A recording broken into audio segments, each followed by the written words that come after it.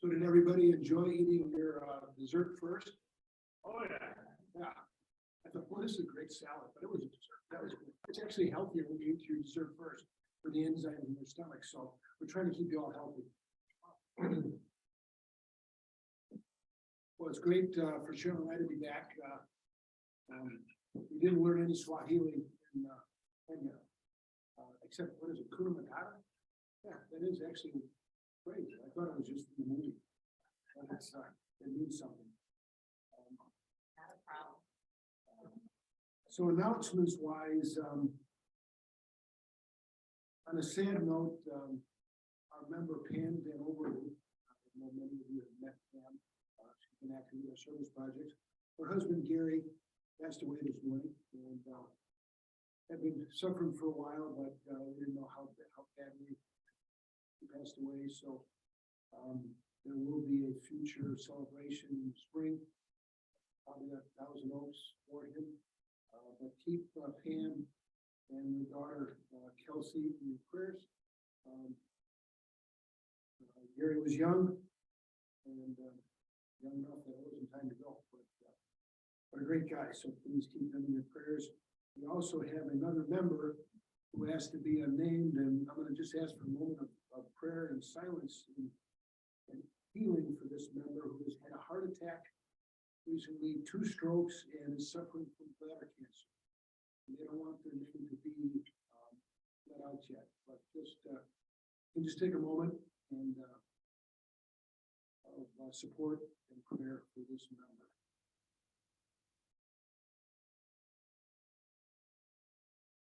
Thank you. Thursday, Rockford, you saw the notice, Rockford Chili Cook-Off. Anybody interested in going with Cheryl and I, we're going to go up there. And we're not making any chili, we're going to sample it and have some fun. Anybody wants to go, is going to go, let us know. And we'll have a good time. It's a fun club. It's a club a lot like ours, except we've got some crazier people. So it is possible. Any other announcements? Rob? Short one. Social committee is not formally active. This is a busy. Yeah, that way you're on the video on the Zoom. Thanks. I gotta come around? Didn't wear a tie. Yes, Your Honor. This is a social committee report. We have a nice event planned, which would be a tour of the new Grand Rapids Community College brewery. The problem is the dates just didn't click for us this spring, so hopefully this fall we'll have it. And Baird, thank her for making some contact. It's going to be a nice time. It was just kind of a social hour, maybe some desserts and a tour of their new place. So we hope to have, we're trying to get it this spring, but there's limited times that the classes have this available. It'd be in the evening, like at 5 or 6 o'clock at night. There's a lot of members that are gone during the winter, and that's plays into something that we're doing. But I'll work with Cheryl. We'll send out a note if there's some interest. Maybe we'll test interest for either a Griffin's game or a Grand Rapids Gold game. And it could be inviting, your children along with it. Maybe we get together as a group at one of the downtown restaurants or something beforehand for a little happy hour and then go to the game. So if there's some interest in that, we'll kind of test the field. But if not, we're open to new ideas. Kim's been on the committee. We'll promise a golf outing this summer, right, Kim, as an event. So keep in mind if you have some good ideas, pass them on to myself or Kim. Boyd, where's Boyd? Okay. And we'll put something together, okay? Thank you, Rob. Also in eyeglasses and vision missions, we just talked to the folks from Jamaica yesterday, and they're interested in having us come in October if we're ready to come down here for a vision mission again. So kind of keep that in the back of your head if you've got some interest in doing that. We'll be putting a team together. Also in February to Suriname, which is on the east coast of South America. a little bit further trip, but should be exciting. So that's coming up. Tail twister, I'll turn it over to Jamie. Okay.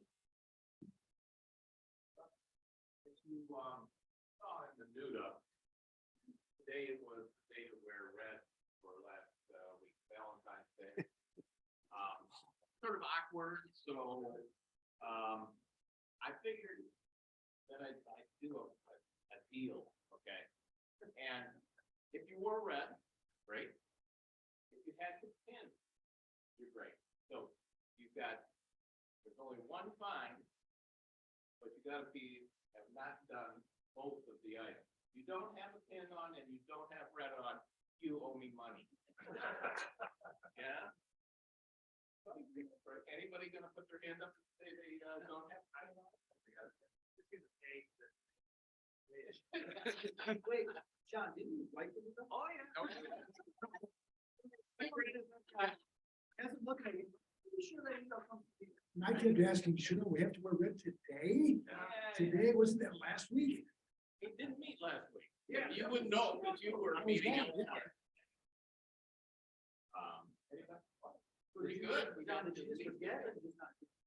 Oh. Yeah.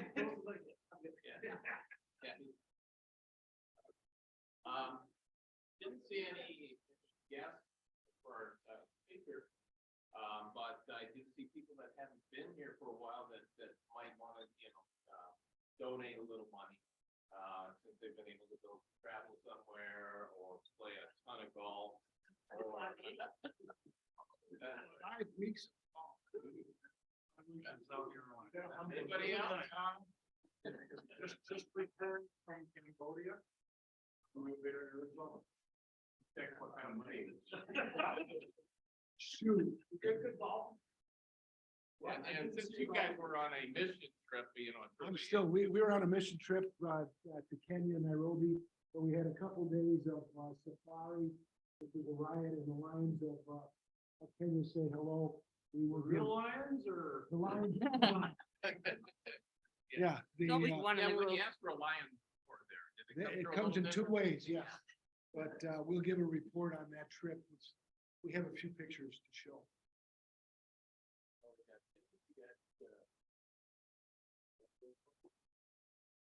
Got another happy. I started last week. Happy to be back. Flat out.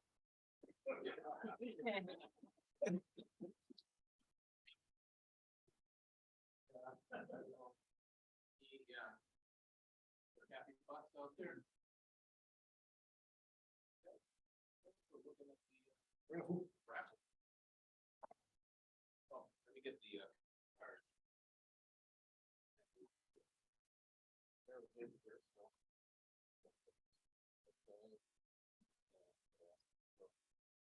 Get this back. Yeah.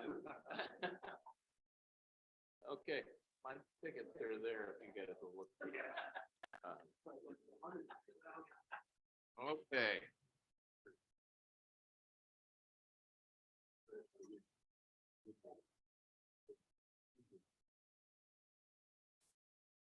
Okay. Who are we gonna have draw today? Cheryl, what can I have you draw? Oh, Yeah, okay. for $5 on the first ticket. Green, green ticket, Ooh, 624052.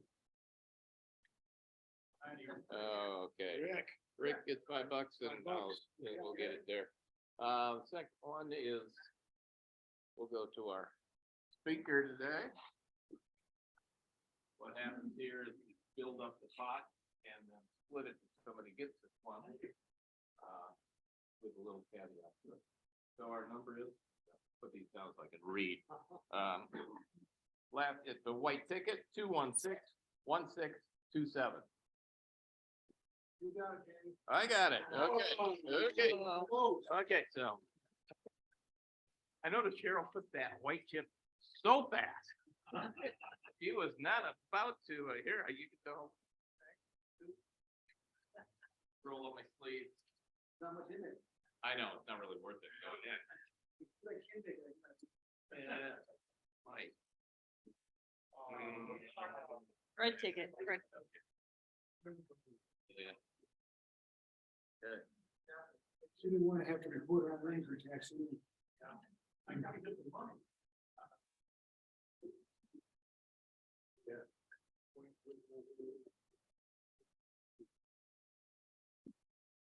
So I'm happy today to introduce our guest speaker, Dr. Paul Isely from Grand Valley State University, who is the Associate Dean and Professor of Economics at Grand Valley. He joined the faculty there in 1995, which seems like a long time ago. And he was just out of junior high then. Had just finished his PhD in economics from Purdue, where he had also received his master's degree and his undergrad degree from the University of Wisconsin in Madison, where he grew up just south of Madison. As we were talking about cheese and all the good cheese, didn't realize how bad cheese was around the rest of the country until he left Wisconsin. His research interests have led him to many local articles and reports. And he does economy, including forecasting of growth, the state of entrepreneurship, healthcare costs, environmental cleanup values, economic impacts, and the costs and benefits of wind power. So we're looking forward to hear his presentation today on something that is dear to all of our hearts, the economy. Dr. Paul.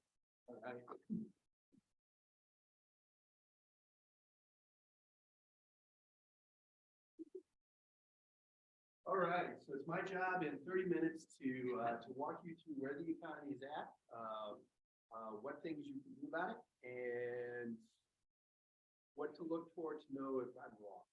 So, have you ever been wrong? Have I ever been wrong? Well, interesting that you asked.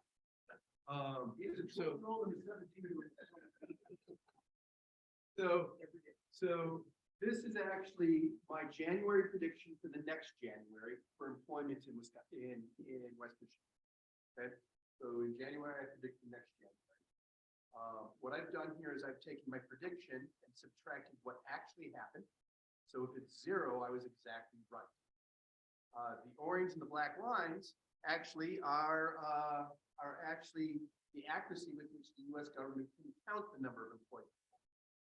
You think with taxes they might go better than that, but nonetheless, that's how close they get. So if I'm between those two lines, I'm statistically correct.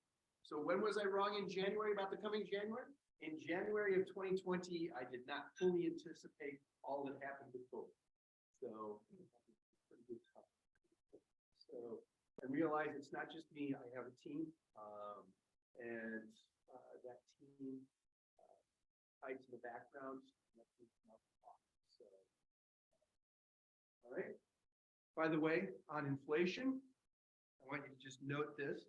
Last year in January, the Federal Reserve said the inflation rate would be 4.5% at the end of the year. My team said 6.5%. The answer was 6.5%.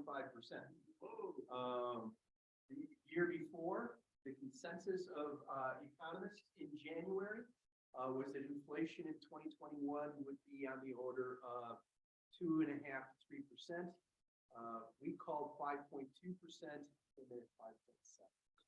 So if you've been following us with our inflation calls, we've been doing much better. A lot of that has to do with my new colleague, Dave, who's really good at that. Okay. Reason we do well is we use a different process than most economic forecasters. We actually start by going out and talking and surveying hundreds of businesses, and we find out what they see is happening, and then we build that into the model, as opposed to starting with thousands of data points and then going asking for one. Okay, so we basically take what U of M does and go backwards. Okay? So the story for the year is the pandemic stimulus is fading, combined with higher interest rates, placing a drag on the economy. Right? So we're going to go through several pieces for you here, several very straightforward pieces. We're going to go through why things are slowing down. We're going to go through why prices are changing and how that's going to affect your interest rates. And then we're going to dial into a few interesting pieces here for West Michigan. So key number one is the drag has already begun. So we said interest rates and decreasing stimulus. So this looks at the orange line here is the Fed funds rate. That's the interest rate that the Federal Reserve is trying to change. The blue one up here is the 30-year mortgage.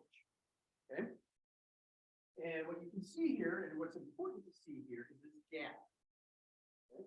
When times are normal, that gap is about 3 percentage points. Okay. But right now, look at this. That's much less than 3 percentage points. What does that tell us? Even if the Federal Reserve would do nothing else, and we believe the Federal Reserve is going to add more this year, even if they did nothing else, interest rates as we go into summer are going to go up. If people start to go back to purchasing houses in the spring, we would expect that we would see 7.5 percentage points on a mortgage, just based on what's here. With the increases that we're expecting from the Federal Reserve, that will come in probably closer to 8%. Okay. So the second piece that's really important to note is what got us here and what's caused us to be in a world where we don't have the world restricting as much as we would expect at this point. I mean, the interest rates have gone up, way up, and they're like, why hasn't spending slowed down? The short answer is the US government dumped about $5.5 trillion into about a $2.5 trillion hole. Okay, so the recession that would have been caused by the pandemic was about $2.5 trillion. We put about $5.5 trillion into it, and then asked, why do people spend so much money? Okay, this is hindsight. I'm not criticizing a lot of things. Everybody agrees the first tranche was absolutely necessary. What we know now is the second two tranches should have been far more direct, right? Because there were people hurt. The orange line here shows you the percentage increase in the net worth of the bottom 50%. So this is not Elon Musk. This is not Bezos. This is not Bill Gates. This is people in the bottom 50%. And from the start of the pandemic to just before the holiday season, their net worth had increased 140%. This has never happened before, to have a recession and have poor people become wealthier. Okay? That's how much money we were kicking. Right? And those of us who are the next group, which is probably pretty much everybody, we also saw our net worth go up by about 20%. So this is a big deal. Net worth went up because people had more money, they could spend more money. Okay. All right. So, and we can see it here in the savings rate. So, see this first one here? This is April of 2020. Look at the savings rate change. Oh my gosh. At that point in time, 15% of workers had lost their jobs. But their disposable income went up and they were trapped on their couch at home. So they couldn't spend the increase in disposable income. This created a big increase in savings, right? You can see the second tranche, the third tranche, and this elevation here, which was the fact that about 60% of workers in Michigan were earning more money on unemployment than they were at their job. Okay? Now we can argue whether that's a good thing or a bad thing, but that's just the fact. Okay? What's important here is to look at this. Look at this compared to this. You can see that that savings rate now has jumped way below normal. What does that tell us? It tells us consumers are eating into their savings to keep themselves where they're going right now. Right? They're eating into their savings to keep them going where they are right now. And if we actually look at data from Michigan, right? I suppose I should remind people here, the blue is the long run trend. The orange is the short run trend. This is the Michigan Retail Index. If it's below red, we're shrinking. If orange is below blue, we're slowing down. Okay, so you can see we started to slow down in the middle of last year, and you can see that it went negative at the end. So we actually started shrinking total amount of spending. So I need to make a quick aside here. Don't normally do a quick aside. But this was the headline last week. Anybody read that?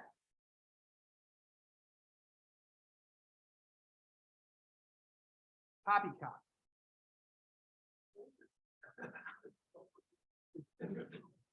All right. So I want you to know a couple of things that are really, really important here. That is a season. There's two things that you have to understand. The first one is seasonal adjustments. Seasonal adjustments are done because some months you don't consume as much as others. We know in February, Michiganders set out a lot less garbage. Okay. I call it the cold husband effect. All right. But, you know, so we choose not to set out garbage. So we actually adjust it up to correct for the fact that it was lower. We do that in January because January there's a big drop after December and we correct it up. The problem is we do that by using the last 5 years. Why is that a problem? Last January, does anybody remember Omicron? Does anybody remember the January before, Beta? Those January drops were larger than they normally are. So the correction is bigger than it normally is. Okay? So look at this. What it is using and what that headline is talking about is this little orange line jumping up like this. Okay? Look at this. The trend is actually flat.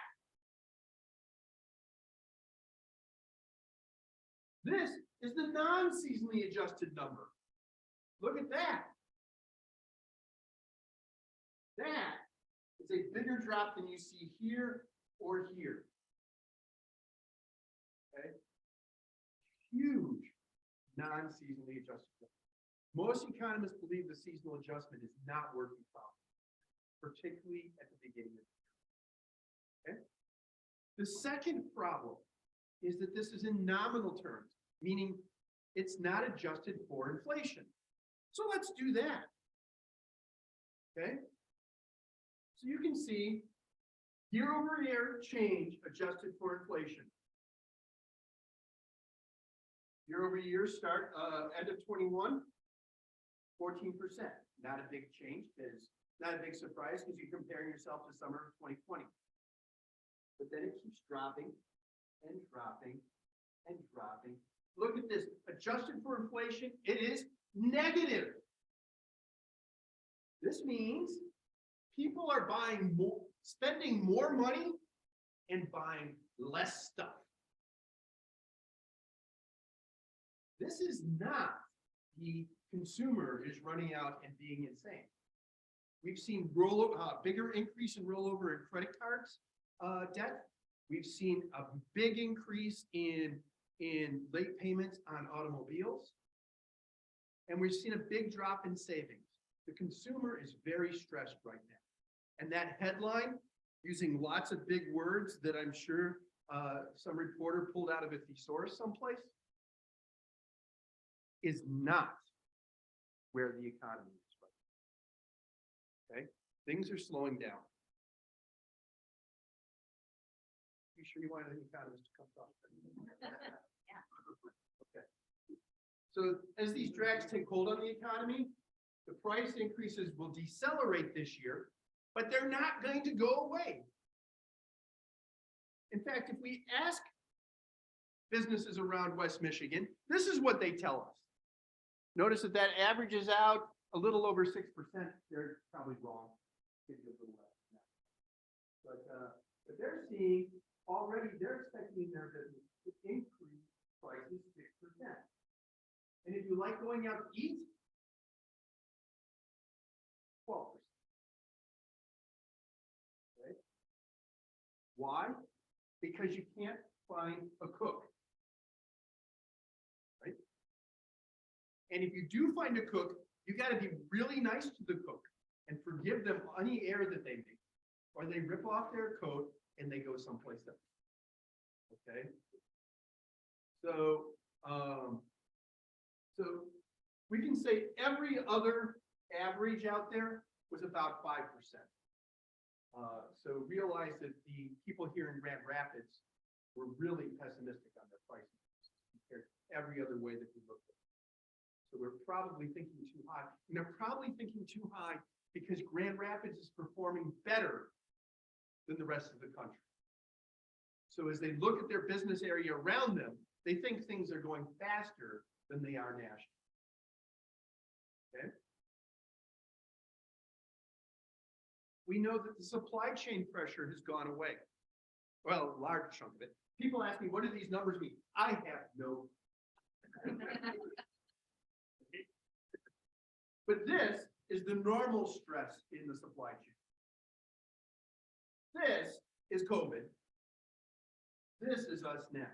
So you can see the supply chain pressure is a little elevated compared to normal, but it has gotten back to the point where we're not spending $10,000 or $11,000 on a container from China. Okay. So this is backed off. By the way, if you take that about 8% inflation that we had in November to November, about 4 percentage points of it are the excess spending by the government. About 2 percentage points of it are the Ukraine, and about 2 percentage points of it are the supply chain. Okay. Why do we know that the one is biggest? Because people were buying more stuff when prices were going up. If people buy more stuff as price goes up, it's because they have more money, not because there's not enough stuff to buy. Right. Then we have wages. This is the underlying reason why we have continuing inflation this year. You can see that the businesses tell me that they're going to increase wages by 4.5% this year. Right? Unless you're in a restaurant. Okay.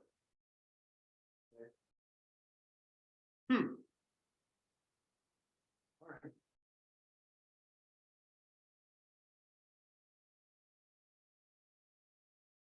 You see,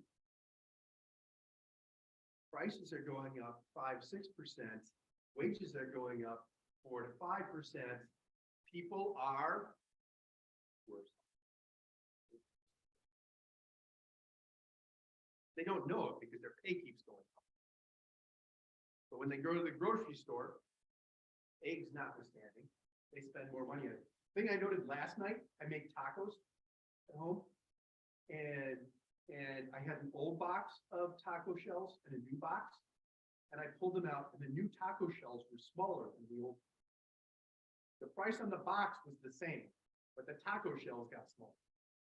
So not only will you get down to the point where there's only 2 potato chips in the bag, but the taco shells are going to get smaller too. All right. So, so inflation. This is a little complicated, but I want to tell a good story. The pie chart tells you the percentage of the income you spend on something. So about 1/3 of the spending is on housing. About 1/4 of your spending is on service. Okay? The first number is the year-over-year inflation. The second number is what would year-over-year inflation be if it behaved just like the last 3 months. And what you can see is the good side over here is really slowed down. Okay? You're buying things, except for food. That restaurant is so costly. And food's going to keep going up. Why? Diesel's more expensive. They spend a lot more money on natural gas, which you need for fertilizer and drying crops. And wages are more expensive. And you haven't noticed the weather hasn't been overly great in California, where the nice fruit comes from. Okay, so all of that leads to food prices aren't going to retrench this year, and they're going to continue to pop up. Energy prices, notice that it's dropping 20%, but that's because we're coming off of $5 gas, right? Does anybody remember that? $5.25, anybody? Yeah. That's going to create a big fake out in the middle of the year. I promise you, you're going to have some strutting politicians going, see, look at, we told you we'd take care of that inflation, it's dropped. Okay? What we do know is that we're going to be comparing $5.50 gas to $3.50 gas in the middle of the year. But by the end of the year, it'll be $3.50 gas compared to $3.50 gas. As a result, in the middle of the year, because of that Ukrainian bump that happened in the middle of the year, it's going to take a percentage point out of the inflation. But by the end of the year, it's going to put it back. Call that the mid-year fake. People are going to get faked out in the middle of the year into thinking inflation has slowed down more than it. Okay? Why are service prices going up? Because services are mostly wages, and wages are going to.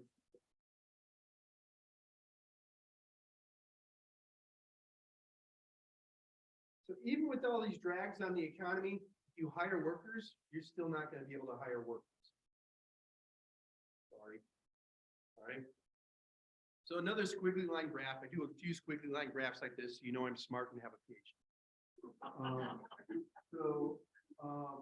Here is the blue graph, the blue line. Okay. The blue line is your lowest income group of people. If you look over here, their wages are going up slower than everybody else's. And then about this time here, they start going up more than everybody else's.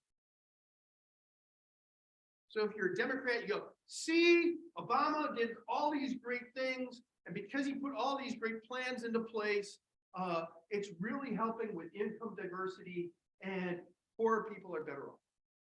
And if you're a Republican, you say, well, we elected Donald Trump, and Donald Trump made the economy grow faster, so therefore they're better off. You're both wrong.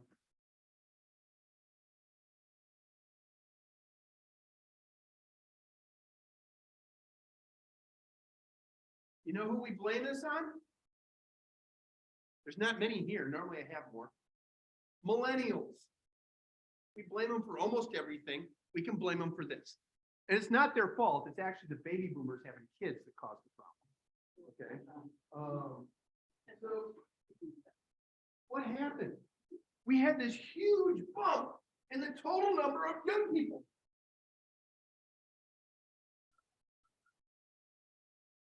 And as there was this huge bump in them, it bid the price down. So in the early part of this year, this century, wages for entry-level workers were being pulled down because it was pretty easy to go out and find a waitress or waitress. And then, look at here. Remember, baby boomers were born basically 80s, 95. They started going away and being replaced with Gen Z. The Gen X. There's so few Gen Xers that no marketer has ever worried about, right? And it drops. So look at that. Increase in wages because there weren't enough entry-level workers. This is pure demographics. It has nothing to do with it. Right? So the bad news is you can see us projecting this out and the number doesn't get better. And I can tell you, we spend a lot of time projecting that number out in my business because that's the group that pays my salary. All right. So we worry intensely about it. Okay. So maybe people just aren't coming back to work, but we've been asking people since the start. And you can see at the worst of the time, 9% of the people who were out of the labor force were out of the labor force because they couldn't find jobs. Now it's down to 4%. I don't know what the baseline is because nobody ever asked that question before the pandemic. So I don't know how low it can go, but I'm guessing 4% is probably pretty close to its lowest. Okay. See, about 2% of the people are out because they're caring for elderly parents. But the gray one, look at this.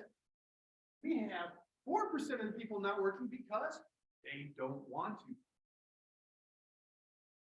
First world problem. They don't want to work. How do you not work? We've had a change in the attitude of work. Not by everybody, but by enough people that it's caused a change. So when I grew up, I was told, work harder, make more money. It wasn't uncommon for me in summers between college years to have 3 jobs. That's not uncommon here in West Michigan, but it is uncommon across. Okay? Now the attitude is, I need this much money to be happy. When I hit that much money, what do? I stop working. So if it's in a factory, you come in, you work for the first 60 days, and before your probationary period's done, you leave. Because you now have enough money to sit at home doing what you were planning on doing.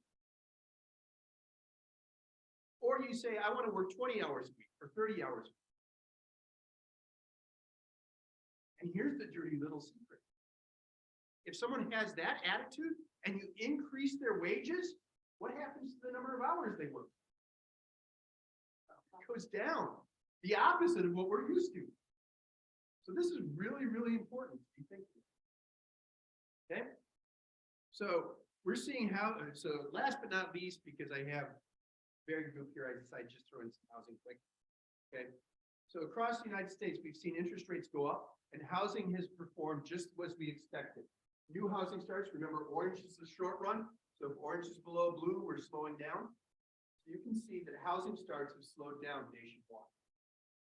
Okay? Here is Kent County. Why? Well, let's blame them again. It's the millennials. We have more people in their 30s in Kent County than over the age of 65. That's highly unusual in the entire United States. Okay? I think we're the only county in Michigan. I haven't actually calculated it for every county. I think we're the only.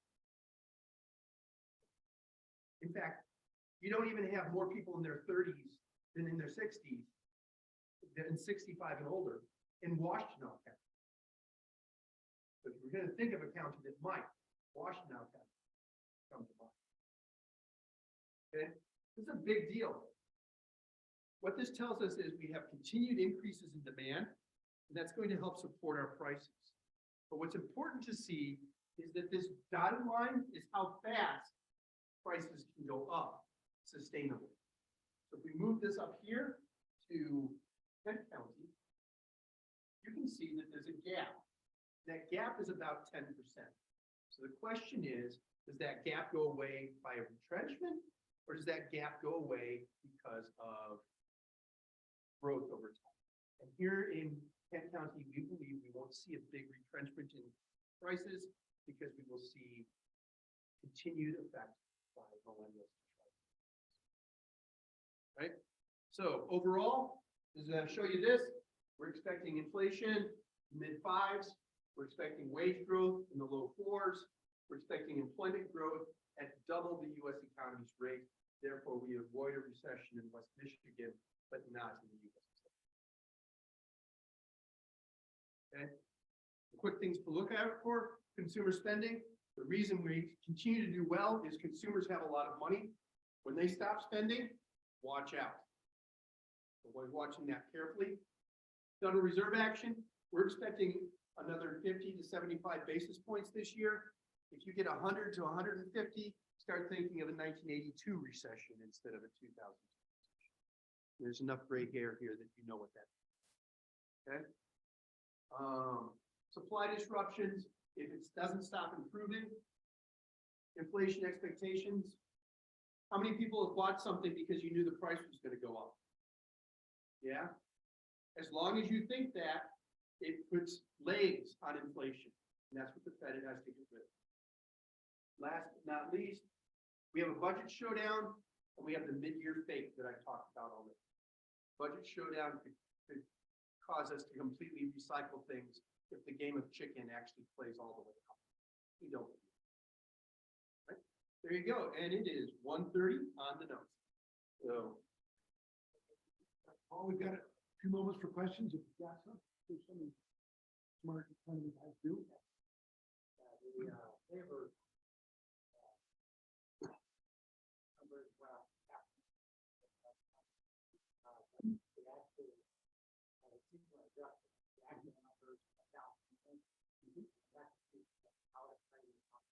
well, we normally have a big unhiring that happens in January when all those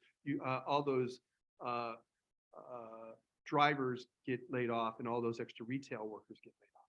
The problem is that that dynamic has been changing very quickly. That seasonal adjustment that tries to account for that is struggling to do that. So we've moved to looking at year over year as opposed to month over month, and then comparing that across time, because we get rid of the seasonal adjustment.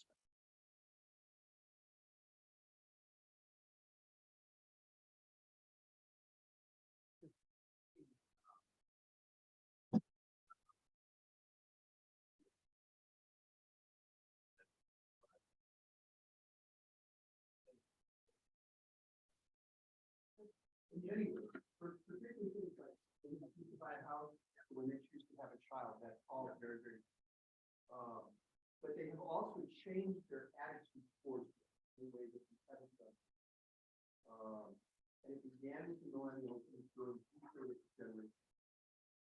That instead of working to live, they're living. They're working to live, but living. That within that sea change. And that sea change means that as an employer, you have to be thinking about how to facilitate that and still get to something.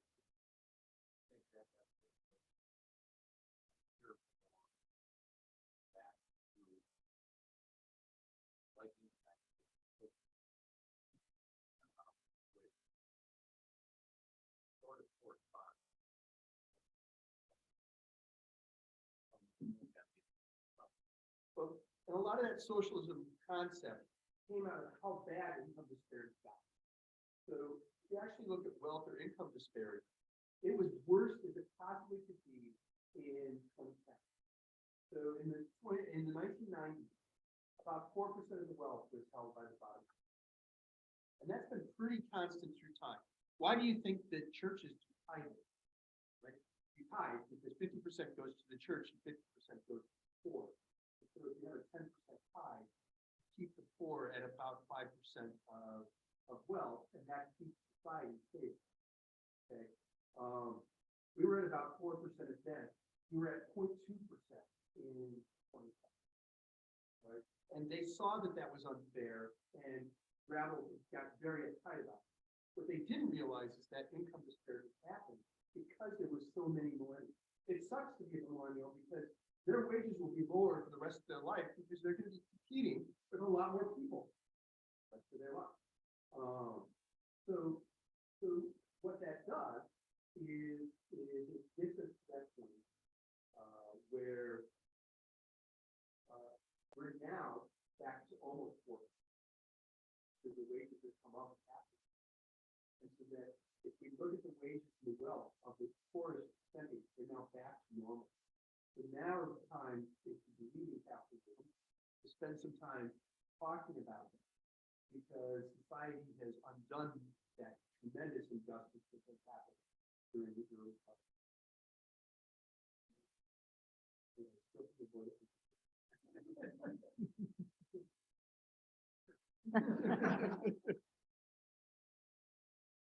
Others?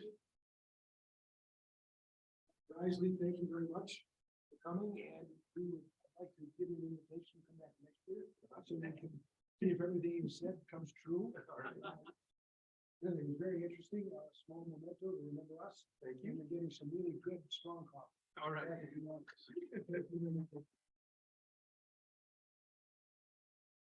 One more note, in case anybody hasn't heard, Tony Zoller was in a car accident within the last 3 days. In Detroit. In Detroit, and he is fine.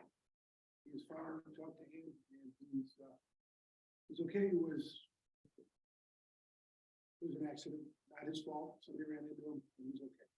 So we have enough folks to worry about. Parking tickets, if they didn't get one, we'll see you on March 7th. Adjourned.